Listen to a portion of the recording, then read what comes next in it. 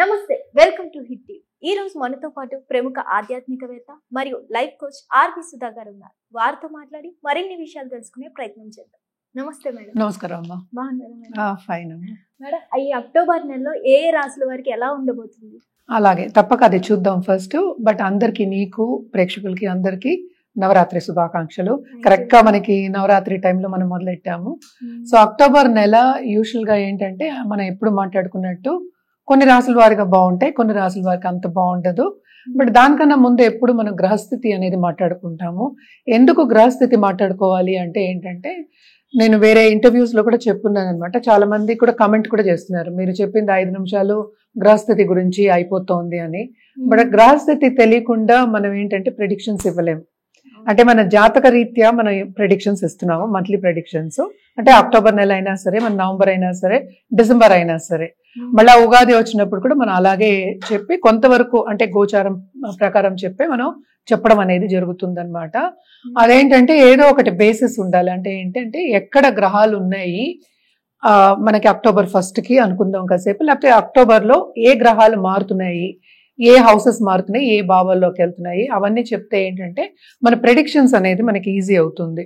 అంటే ప్రెడిక్షన్స్ ఒకటి చేయాలి అంటే మనకి బేసిస్ ఉండాలి. అంటే ఒకటి దేని పట్టైనా మనం చెప్పాలి. కొంతవరకు ఏంటంటే సైంటిఫిక్ గా చెప్పడం కూడా జరుగుతుంది. బట్ ఏంటంటే మనకి అందరికీ తెలిసిన విషయం, 9 గ్రహాలు ఉన్నాయి, 12 రాశులు ఉన్నాయి. సో రాశి వారిగా మనం చెప్పడం అనేది జరుగుతోంది. రాశి వారిగా చెప్పడం అంటే ఏంటంటే చంద్రుడు ఏ ఇంట్లో ఉంటే, అంటే ఈ 12 భావాలన్నా, 12 ఇళ్ళులన్నా, హౌసెస్ అన్నా ఇవే అన్నమాట.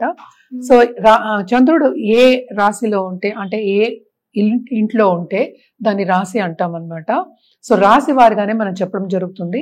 వ్యక్తిగత జాతకం అనేది డిఫరెంట్ ఉంటుంది అనమాట. మనం చెప్పేది కూడా జనరల్ ప్రెడిక్షన్సే.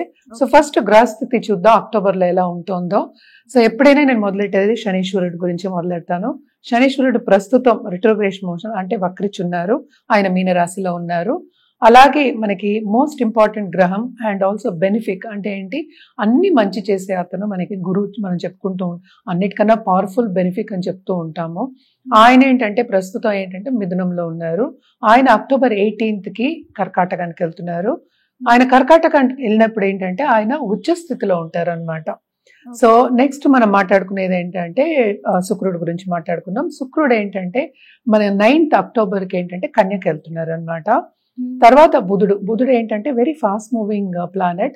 అక్టోబర్ 3rd వరకు ఆయన ఎగ్జాల్టేషన్ లో అంటే కన్యలో ఉన్నారు. తర్వాత ఏంటంటే అక్టోబర్ 3rd కి ఆయన ఏమో తులకి వెళ్తున్నారు. మెర్కురీ ఏంటంటే వృచ్చికానికి వెళ్తున్నారు అనమాట. తర్వాత మనం మాట్లాడుకోవాల్సింది మార్స్ ఏంటంటే ప్రస్తుతం ఏంటంటే తులలో ఉన్నారు. ఆయన 27th అక్టోబర్కి ఏంటంటే ఆయన ఓన్ హౌస్ అంటే ఏంటి వృచ్చికానికి వెళ్తున్నారు అనమాట. ఇంకా రాహు కేతులు మిగిలాయి. సో రాహు ఏమో కుంభంలో ఉన్నారు, కేతు ఏమో మనకి చూసామంటే సింహంలో ఉన్నారు. And also sun most important planet. ఆయన ఏంటంటే 17th అక్టోబర్కి ఏమో తులకి వెళ్తున్నారు. ఆయన తులకి వెళ్ళినప్పుడు ఏమవుతుందంటే ఆయన డెబిలిటేషన్ నీచ స్థితిలో ఉంటారనమాట. సో ఎవరెవరికి బాగుంటుంది అంటే జనరల్ గా చెప్పడం అనేది జరుగుతోంది. సో బేసిక్ గా ఏంటంటే వృషభానికి బాగుంది, అలాగే ఏంటంటే మిథునానికి బాగుంది, కర్కాటకానికి బాగుంది. అలాగే మనం చెప్పాలి అంటే మనకి కొంతవరకు మనం చూసాము అంటే వృచ్చికానికి కూడా బాగానే ఉంటుందన్నమాట. ఎందుకంటే గురు చూపు ఉంది second half of this month. అలాగే కుంభానికి బాగుంది, మకరానికి కూడా బాగుందన్నమాట. సో ఇవి కానీ ఏల్నట్స్ అని ఏంటంటే మనకి మేషానికి, అలాగే కుంభానికి, అలాగే ఏంటంటే మనకి మీనానికి ఉన్నాయన్నమాట. ఆయన వక్రిచి ఉన్నారు కనుక ఆయన నవంబర్ 28th కి మారుతున్నారు అనమాట. అంటే డైరెక్ట్ అవుతున్నారు, మీనంలోనే ఉంటారు. సో మళ్ళా గ్రహస్థితి నెక్స్ట్ మంత్ వచ్చేప్పటికి మారుతూ ఉంటాయి. ఏదైనా సరే ఇవి జనరల్ ప్రెడిక్షన్స్, మన వ్యక్తిగత జాతకం మీద మనం అది ప్రెడిక్షన్స్ అనేవి మారుతూ ఉంటాయి. అంటే ఒక పరిహారం చేయాలి అంటే కనుక. బట్ ఇవి కూడా ఈ రాశుల వారు కూడా పరిహారం చేయొచ్చు. ఎలాగో నవరాత్రులే కనుక. సో నవరాత్రులు దేవి ఏ దేవి పూజించాలో ఒక్కొక్క రాశి వాళ్ళు మనం మాట్లాడుకోవచ్చు. కన్యా రాశి వారికి అక్టోబర్ నెలలో ఎలా ఉండబోతుంది? కన్యా రాశి వాళ్ళకి కూడా మిశ్రమ ఫలితాలు చెప్పుకోవాలి. ఎందుకంటే స్టార్టింగే మెర్కురీ అంటే ఈ రాశికి అధిపతి మనకు తెలుసు బుధుడయ్యారు. బుధుడేమో ఎగ్జాల్టేషన్ పొజిషన్ లో ఉన్నారు, కానీ శని చూస్తున్నారు.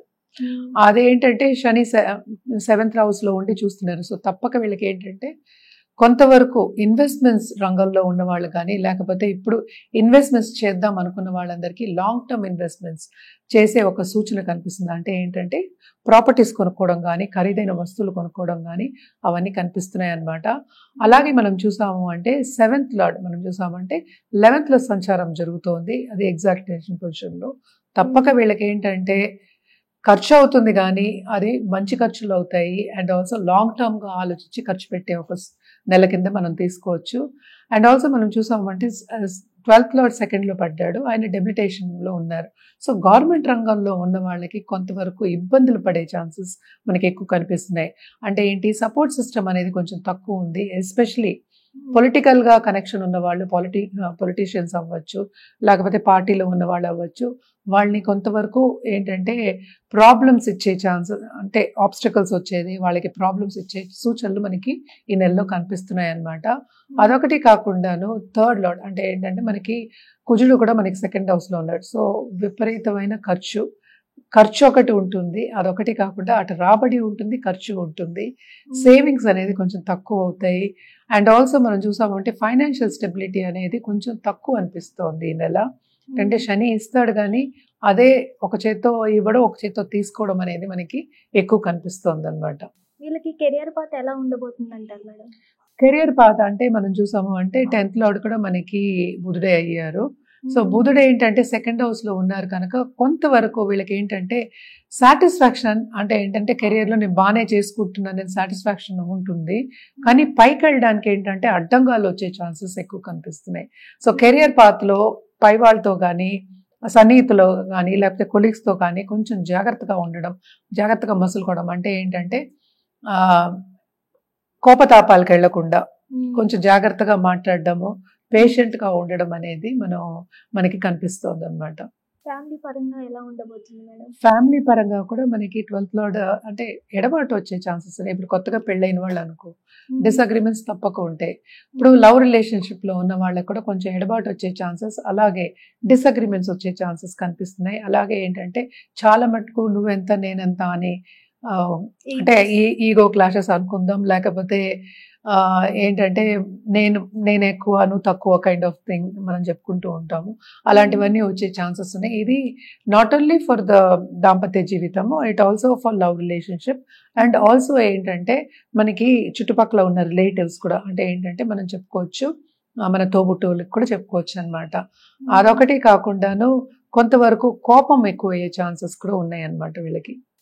మరి వీళ్ళు ఎలాంటి పరిష్కారం చేస్తే మంచిది అంటారు? ఈ నెలలో వీళ్ళు చేయవలసిన పరిష్కారం అంటే పరిహారం అని చెప్పచ్చు.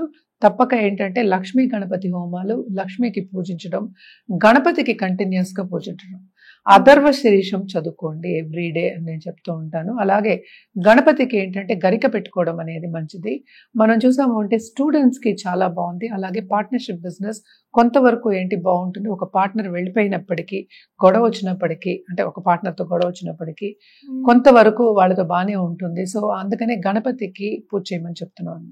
ఎందుకంటే గణపతికి చేసినప్పుడు కొంతవరకు వాళ్ళు ఆబ్స్టకల్స్ అనేది రిమూవ్ చేసి, మనకి తెలుసు కదా ఏదైనా అడ్డంగాలు వస్తే మనం గణపతి కాళ్ళే పట్టుకోవాలి. సో తప్పక గణపతికి చేసుకోవడం, ఎస్పెషలీ వెడ్నెస్డే అథర్వ శీర్షం చదువుకోండి, లేని పక్షాన్ని వినండి. సో అలాగే వెడ్నెస్డే ఏంటంటే గణపతికి గరిక పెట్టుకోవడం అనేది చాలా మంచిది, ఎస్పెషలీ స్టూడెంట్స్. అందుకనే స్టూడెంట్స్ మాట ఎత్తాను. సో ఇవన్నీ చేసుకున్నప్పటికీ లాంగ్ టర్మ్గా వీళ్ళకి బాగానే ఉంటుంది అనమాట.